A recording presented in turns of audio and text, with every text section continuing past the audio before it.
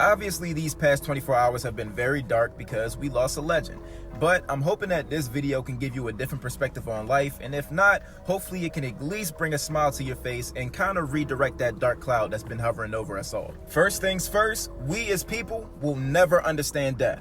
It's just one of those unfortunate parts of life that we just have to accept. No matter how deep you dig or how hard you think, you will never be able to pinpoint why that person passed away the moment that they did. So keep your sanity. Don't go out here using all your energy searching for an answer that doesn't exist. The only thing that we know is that one day our number will be called. Nobody lives forever, and unfortunately, 24 was called yesterday. Now, I don't know how many of you people have attended a funeral before, but one of the first things that you hear when you go to a funeral is that this is a celebration of life.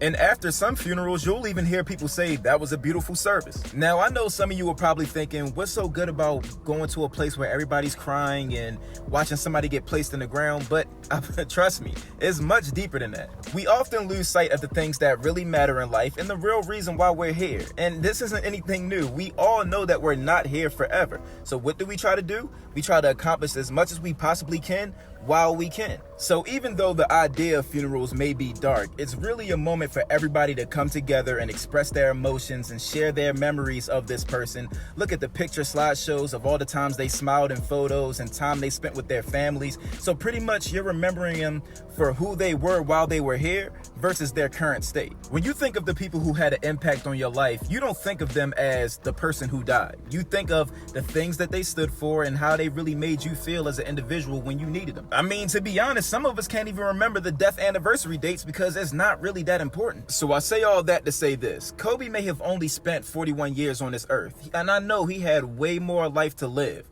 But look at how much he accomplished in such a short period of time. This man has touched and inspired so many people, all from dribbling a basketball, bruh. Now granted, he stood for way more than that and he accomplished way more than that in his lifetime. But that's the gist of Kobe Bryant's legacy.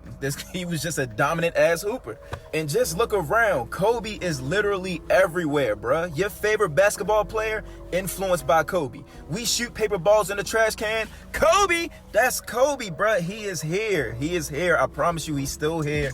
He may not physically be here, but he is not going anywhere. He's solidified. And the same exact thing applies to the loved ones that you may have lost who really impacted your life. When those people transition, a part of them truly sticks with you. So even though death may be difficult, I can sit back with a smile knowing that these people served their purpose while they were here. I mean, they showed love, they touched as many people as they possibly could, and they impacted those same people.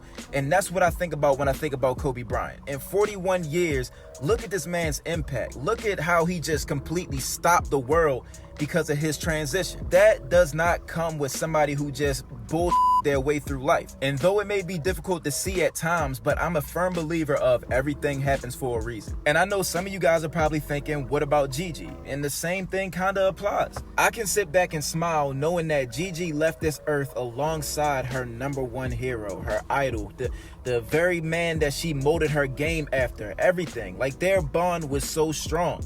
And I'd much rather her leave that way than leave any other way. So I repeat, everything happens for a reason. It may not make sense right now, but over time, it'll eventually make sense. Just take a look at your social media feed. There are people uploading pictures of their families and them pulling their members tighter.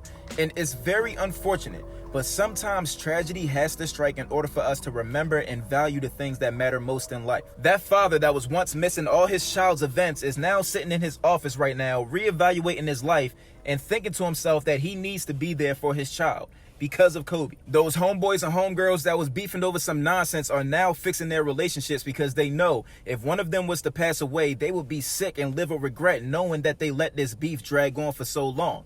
Because of Kobe, who made amends with Dwight Howard and Shaq before parting. Moral of the story, we may not be able to live forever, but our legacy can. So ask yourself, do you want to be remembered for dying, or do you want to be remembered for what you accomplished during your lifetime?